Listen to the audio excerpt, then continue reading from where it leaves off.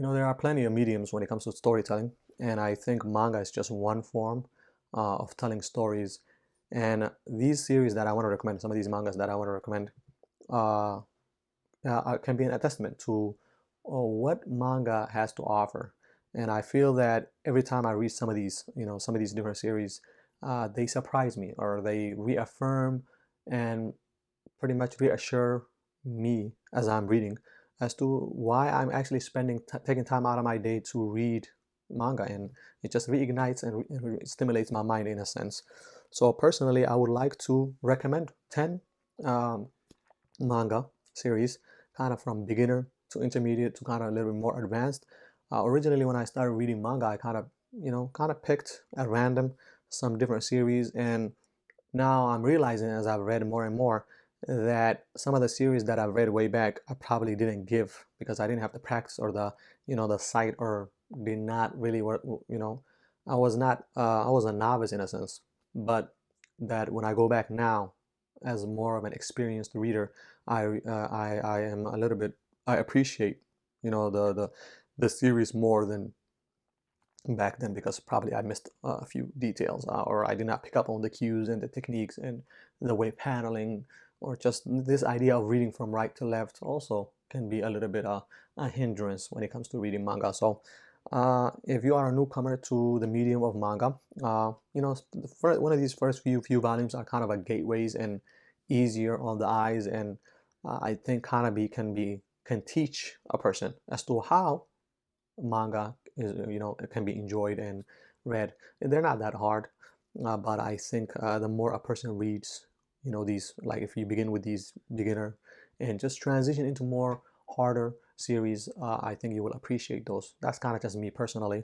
And I'll just begin with I think this is a gateway, Solon in here, by Inio Asano. Inio Asano is well known for his art, and the man pushes and stretches the medium of manga, the mangaka, actually, the way paneling and illustration and the usage of dialogue and paneling. So he is a master of his craft, and this kind of tells the story of Miko Inoue, who is just recently graduated from high school, and she's working now and doesn't like her job. Her boyfriend also dreams of becoming like a musician, but doesn't work and is looking for a job. So they're kind of just struggling and trying to navigate through life as adults now, because they left their parents' home, and so this is kind of a coming of age, finding their identity, and trying to confront what life throws at them. And I think it's just a one volume, easy to digest, and it can just be. It shows, I think, in a way, what it demonstrates what manga is all about. Personally, I feel like this is kind of just a good way to kind of test the waters if you have never read manga, and the story also here is awesome. A little bit more lighter and whimsical, I think Dragon Ball. Akira Toriyama does wonderful job when it comes to choreography and kind of fight scenes. I think this man knows his business.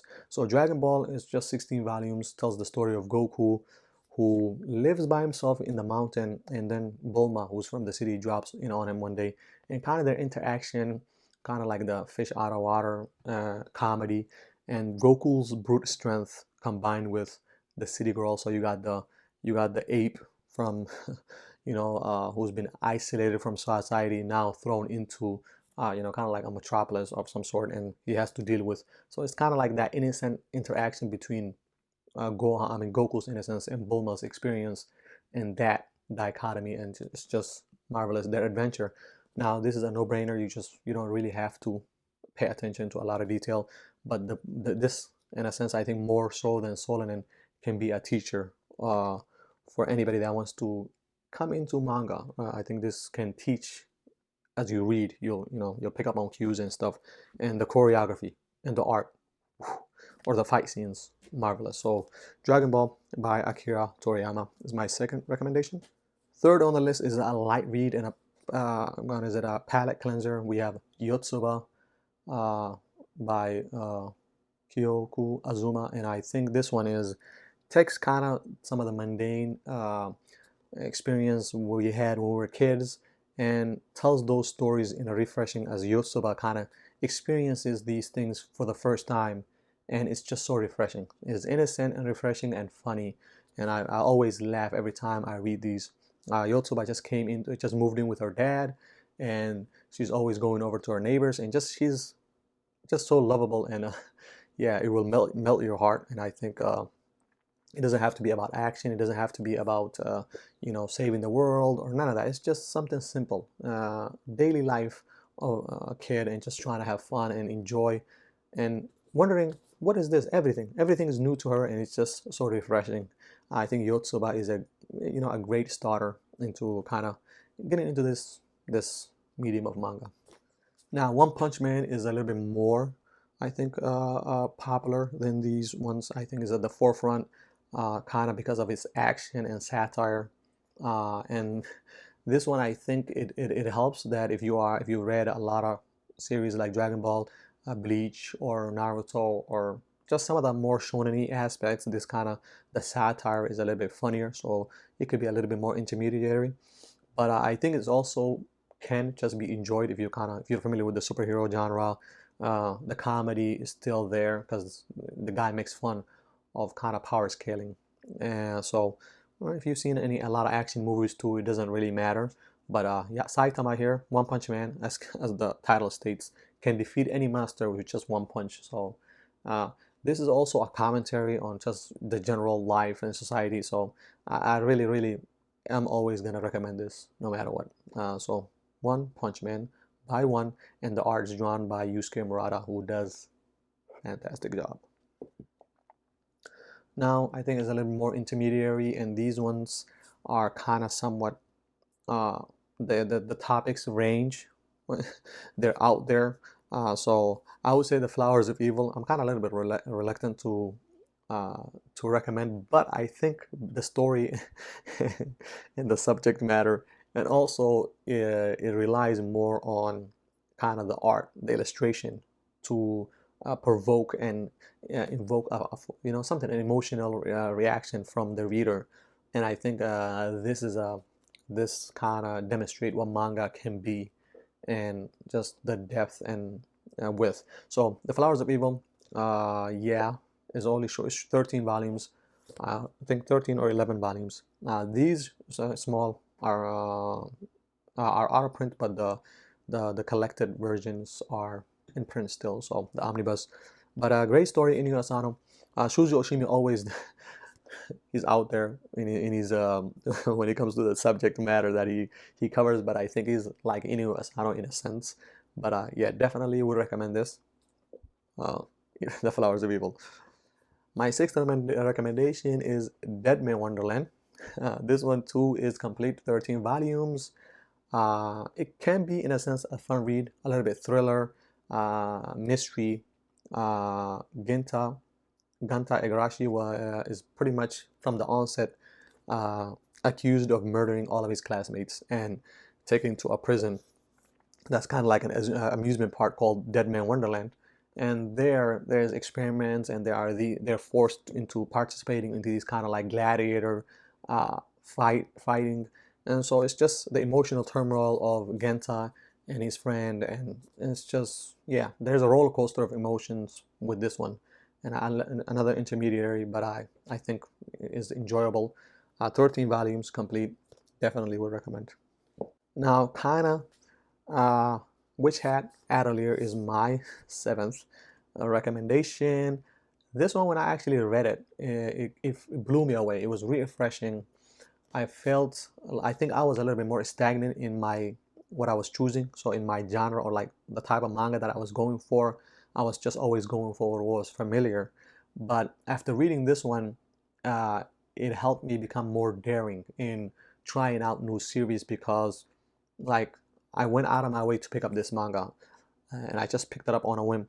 So it just gave me more faith into the type of content that's out there that I have not explored. So I think it's just the new, taking the genre, taking kind of like something like Harry Potter and sprinkling it and mixing it with maybe Sailor Moon. That's how this feels. So I really enjoyed Witch Hat. Atelier is ongoing at the moment. The art will blow you away. The magic system, it takes pretty much witches and magic and fantasy and just turns it up on its head. I really enjoy where this is going. Kind of advanced level reading. Number 8 on my list, Arjun here. And this one too, solely I'm recommending it because I feel like this is similar to like Flowers of Evil. Now the subject matter is way different, but there's the similar size, but also the art, and Gaiman Sakura does a great job in how he tells his story. So this one deals with your boy Kai Nagayi, who finds out he's a demi-human, and because of that he's hunted. And just the world of demi-humans, it sets it up very perfectly right away. The premise is set up right away, and afterwards the story revolves on its own pace. You're thrown into the action. There's not a great deal of exposition, so it's just action packed. You're following the character as he experiences these things, so there's no boring lecture. It's just experience, and I really enjoyed it. So my 7th recommendation is Ajin, and I do have a review for it, which I will link if you want to find out more about it. To Your Eternity now, the 9th one. I would say this is a little bit harder than even Ajin and what I've recommended thus far, because personally for me, I enjoyed it on my second read, and I kind of was like, wow, was I a novice back then when I was reading it the first time? So even though I raved about it the first time I read it, but upon my second time I kind of questioned my own judgment and my own ability to read, because like I just noticed more detail, and this person, Yoshi Toku Omai, does a fantastic job. Right now there's 13 volumes. I think the 1 through 12 kind of covers one long arc, and then the 13th one begins a new arc. So you can read from the 1st to the 12th, and it's just a self-contained arc. Now this is about a young boy, but as an orb in the beginning that can turn into things. It can stimulate stuff. So at first it's a rock, and then it becomes a moss. Then over time it becomes this dog once it sees a wolf die, and then afterwards it becomes this young man, Fushi, after it encounters the individual, and the individual passes away in front of it. So every time a person or a being passes away, it takes the memories and the emotions and maybe some of their ambition and drive, and it becomes a more human-like. So this orb, this thing, is eternal, is immortal in a sense, but at the same time it's experiencing what it means to be human, and has to contend with the fact that he has to live the lifespan that he has to live, and then also the friends that he makes.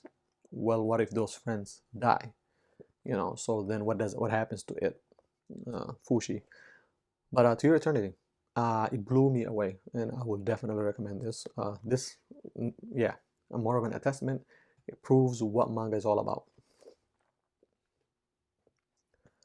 Finally, you can't do a recommendation without recommending your boy Urasawa. Pluto here. Pluto, like this is one of the ones that I dived in from the get-go. And now I'm like, yeah, I'm due for a reread, and I really want to enjoy this story with experienced eyes. Yeah, this is Urasawa's Pluto. He takes the story from Astro Boy, which was written by Tezuka, and readapts it, and kind of tells that same story, but sprinkles. He brings his craftsmanship, his storytelling to the table. So it's not just an adaptation; it's more of a reimagining. And this is about robots.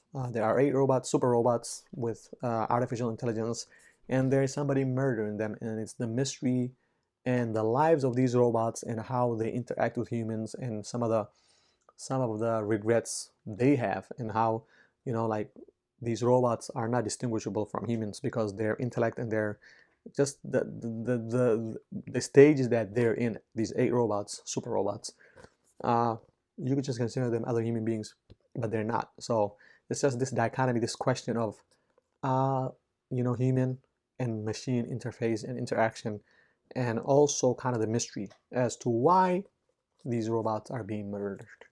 And Gratchett here does a great job investigating that, and it's just of that, but it also him as a human, his human trial.